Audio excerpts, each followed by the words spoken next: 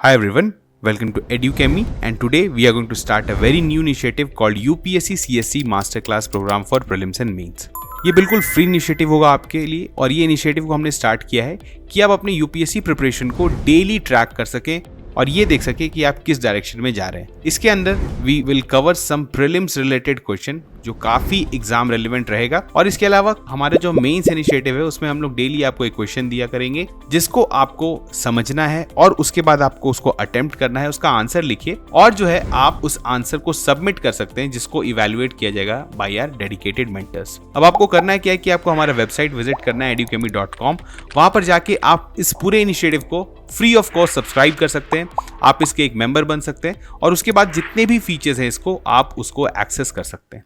ठीक है, तो do visit the website. We have already covered some videos in this series. If you want to see them you can visit our YouTube channel, click on the playlist and access all the videos. Now today we are going to solve some questions that are prelims oriented and is related to agriculture. Now you know that agriculture has become a very important topic and you have seen a lot of questions in 2020-21 based on agriculture. So today we are going to solve some questions that are related to agriculture and has high probability that it might come in your prelims also. Okay, now let's start without wasting any time. The first question is which of the following statements is correct? यहाँ पे कुछ statement दिए हुए हैं related to agriculture। आपको बताना है कि इसमें से कौन सा स्टेटमेंट जो है वो सही है। कोई एक ही स्टेटमेंट सही होगा लेकिन वो कौन है। The first statement is integrated pest management IPM emphasizes the minimal use of synthetic pesticides and encourages the use of natural pest control methods. The second statement is industrial agriculture prioritizes environmental sustainability over productivity. C is organic farming primarily relies on the use of genetically modified crops to enhance productivity and reduce pest damage. And D is monoculture farming promotes biodiversity by cultivating a single crop species in a given area. तो आप अच्छे से statement को पढ़िए और फिर हम लोग जो है इसको आंसर करेंगे। The right answer is integrated pest management IPM emphasizes the minimal use of synthetic pesticides and encourages the use of natural pest control methods. बाकी स्टेटमेंट्स को अगर आप देखेंगे तो आपको समझ में आ जाएगा कि ये स्टेटमेंट बिल्कुल उल्टा दिया हुआ है। अगर आप इंडस्ट्रियल एग्रीकल्चर की बात करेंगे तो वो डेफिनेटली प्रायोरिटाइज करेगा प्रोडक्टिविटी ओवर इन्वायरमेंटल सस्टेनेबिलिटी। सी को अगर आप देखेंगे तो ऑर्गेनिक फार्मिंग जो है वो डेफिनेटली जीएम क्रॉप्स तो यूज नहीं करेगा, तो ये स्टेटमेंट भी गलत हो जाता है। And D is monoculture farming जो है वो वर्क करता है अगेंस्ट बायोडाइवर्सिटी। ठीक है, तो यहां पर कुछ स्टेटमेंट्स थे। अगर आप थोड़ा सा स्टेटमेंट को पढ़ते, कभी कभी क्या होता है यूपीएससी में कोई क्वेश्चंस ऐसे आते हैं जो क्वेश्चंस में स्टेटमेंट काफी बड़ा दिया हुआ रहता है, लेकिन वंस अगर आप स्टेटमेंट पढ़ लेते हैं तो you can easily find the right answer. ठीक है, अब हम लोग अगर इसको कैटेगराइज करेंगे तो कौन से डिफिकल्टी लेवल में करेंगे? L2, because this is a very straight forward question. अगर आपको थोड़ा सा इंफॉर्मेशन है, अगर आपको इंफॉर्मेशन नहीं भी है तब भी आप इस स्टेटमेंट को पढ़ के ये अंदाजा लगा सकते हैं कि ये वाला स्टेटमेंट जो है वो सबसे सही लग रहा है। ठीक है, तो इसको हम लोग बहुत टफ में नहीं रखेंगे, ठीक है, और बहुत इजी भी नहीं है क्योंकि थोड़ा सा इसमें आपको ज्यादा पढ़ना पड़ता है। ठीक है, तो यहां पर हम लोग थोड़ा सा जान लेते हैं। देखिए, IPM is an agriculture practice that focuses on controlling paste through combination of techniques जैसे बायोलॉजिकल कंट्रोल, हैबिटेट मैनिपुलेशन और जुडिशियस यूज होता है पेस्टिसाइड्स का। ठीक है, वहीं इंडस्ट्रियल एग्रीकल्चर की बात करें तो यहां पर जो मेन एम होता है दैट इज मैक्सिमाइज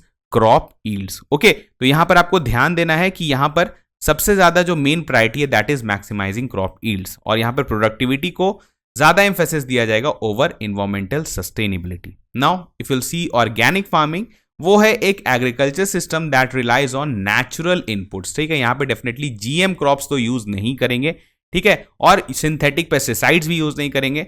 ठीक है, तो यहां पर ये जो है आपका स्टेटमेंट गलत हो जाता है। मोनोकल्चर फार्मिंग की बात करें तो यहां पर क्या है, आप एक सिंगल क्रॉप का जो है एक लार्ज एरिया में आप फार्मिंग करते हैं तो ये अलाउ करता है आपको एफिशिएंट मैनेजमेंट और हाई यील्ड भी देता है, लेकिन at the same time can lead to decreased biodiversity. ठीक है, जिसकी वजह से अगर पेस्ट अटैक्स होता है तो उससे हम लोग काफी वल्नरेबल हो जाते हैं। ठीक है, चलिए बढ़ते हैं नेक्स्ट क्वेश्चन में। Which species does Liberica, which has gained recent attention, belong to? ठीक है, लिबेरिका कोई एक प्लांट स्पीसीज है, ये किस प्लांट को बिलोंग करता है? First option is Camellia sinensis, basically scientific name of tea, Coffea coffee, Oryza sativa that is rice और ट्रिटिकम दैट इज व्हीट। ठीक है, तो आपको बताना है ये जो लिबेरिका है ये किस प्लांट स्पीसीज को बिलोंग करता है। तो इसका सही ऑप्शन क्या है? इसका सही ऑप्शन है कॉफी। तो Liberica is basically a species of coffee. चलिए हम लोग पढ़ते हैं, थोड़ा सा जानते हैं इसको। हम लोग again we will keep this in L2 because this is in current affairs. आपने कभी रिसेंट टाइम्स में इसके बारे में पढ़ा होगा और आपको फेमस प्लांट्स आपको पता है या इस तरह के जो प्लांटेशन क्रॉप्स होते हैं इसके बारे में थोड़ा सा पता होना चाहिए, क्योंकि आए दिन एग्रीकल्चर में इस पे बेस्ड क्वेश्चंस पूछे जा सकते हैं। कि Liberica is a coffee species commonly known as Liberica coffee. It is one of the 4 main commercially cultivated coffee species along with Excelsa, Arabica and Robusta. आपने Robusta और Arabica के बारे में सुना होगा क्योंकि ये the most common coffee species हैं जो वर्ल्ड ओवर यूज किया जाता है, कल्टीवेशन भी किया जाता है। Liberica coffee is known for its unique flavor profile and large bean sizes. ठीक है, इसके वजह से रिसेंट टाइम्स में इसका भी काफी बड़ा मार्केट हो गया है और although less widely grown than arabica and robusta is gaining attention in the coffee industry for its distinct taste and characteristics. ठीक है, तो ये थोड़ा सा इंफॉर्मेशन आपको पता होना चाहिए था और इससे क्वेश्चन आपको आगे भी देखने को मिल सकता है। चलिए बढ़ते हैं नेक्स्ट क्वेश्चन में। Consider the following statements with regard to mixed farming. ठीक है, यहां पर मिक्स्ड फार्मिंग के बारे में कुछ स्टेटमेंट्स दिए हुए हैं, आपको बताना है कि which of the above statements are correct. Correct की बात हो रही है। ठीक है, चलिए देखते हैं। First statement is mixed farming allows farmers to diversify their crop production by planting different crops with varying growth habits, nutritional requirements and harvesting periods. ठीक है, आपको फर्स्ट स्टेटमेंट दिया हुआ है कि मिक्स्ड फार्मिंग अलाउ करता है फार्मर को to diversify their crop production by planting different crops with varying growth habits, nutritional requirements and harvesting periods. सारे वर्ड्स को आप ध्यान से पढ़िए। Second statement is by engaging in mixed farming farmers can mitigate risks associated with relying solely on one agriculture enterprise. ठीक है, the third statement is mixed farming promotes sustainable land use by optimizing resource utilization. ठीक है, तो आपको बताना है कि which of the above statements are correct regarding mixed farming. 1 and 2 only, 1 and 3 only, 2 and 3 only और 1, 2 and 3 only, मतलब तीनों स्टेटमेंट सही है। तो जल्दी से बताइए इसका सही आंसर क्या होगा।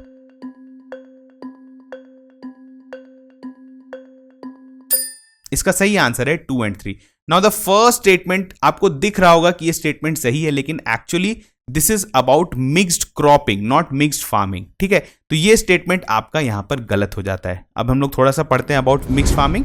तो mixed farming combines crop production with animal husbandry. यहां पर आपको ध्यान देना है। देखिए, बहुत कंफ्यूजिंग टर्म्स हो सकते हैं एग्रीकल्चर में, इसी कारण एग्रीकल्चर पे थोड़ा सा ज्यादा आपको फोकस देके पढ़ना चाहिए क्योंकि यहां पर आपसे काफी क्वेश्चंस बनाया जा सकता है इससे।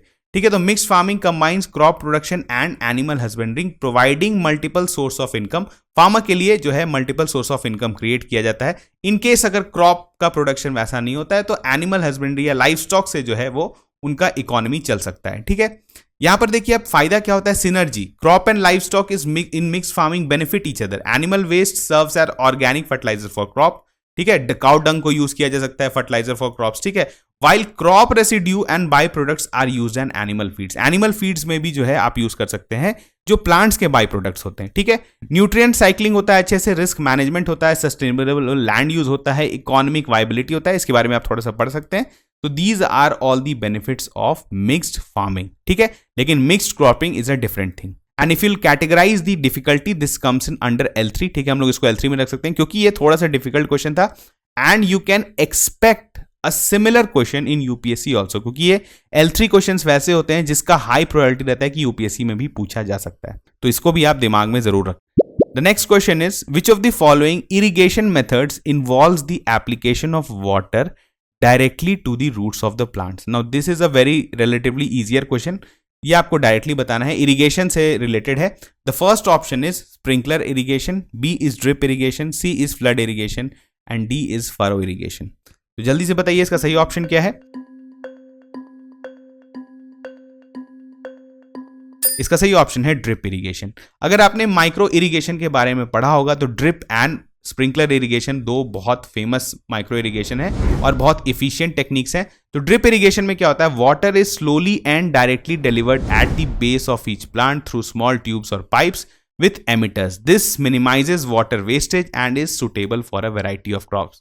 Now, अगर कैटेगराइजिंग की बात करें तो this questions come under L1। बहुत ही स्ट्रेट फॉरवर्ड क्वेश्चन है, आपको पता होना चाहिए माइक्रो इरिगेशन के बारे में क्योंकि हम लोग जो है बेसिक्स अगर आप एग्रीकल्चर का पढ़ते हैं तो वहां इरिगेशन में हम लोग माइक्रो इरिगेशन के बारे में पढ़ते हैं और उसमें हम लोग ड्रिप इरिगेशन के बारे में पढ़ते हैं। ठीक है, इसके अलावा आप माइक्रो स्प्रिंकलर इरिगेशन के बारे में भी देख सकते हैं। चलिए proceeding to the next question, which of the following statements regarding vegetable oil in context of India is or are incorrect. यहाँ पे ध्यान देना है कि इट इज इनकरेक्ट आपसे पूछ रहा है, यहाँ पे करेक्ट नहीं पूछ रहा है, यहाँ पे आपको हमेशा ध्यान देना है, यूपीएससी भी कभी कभी आपसे इनकरेक्ट क्वेश्चन पूछ लेता है, तो इनकरेक्ट करेक्ट को जो अगर आप इनकरेक्ट है तो उसको सर्कल कर दीजिए एटलीस्ट अपने क्वेश्चन पेपर पे, ठीक है। The first statement is India is the largest importer of vegetable oils in the world.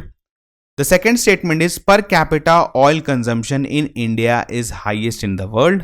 And the third statement is the share of soybean oil more than 60% of India's total vegetable oil imports. चलिए बताइए इसमें से कौन सा statement जो है वो incorrect है, करेक्ट की बात नहीं हो रही है, इनकरेक्ट कौन सा है।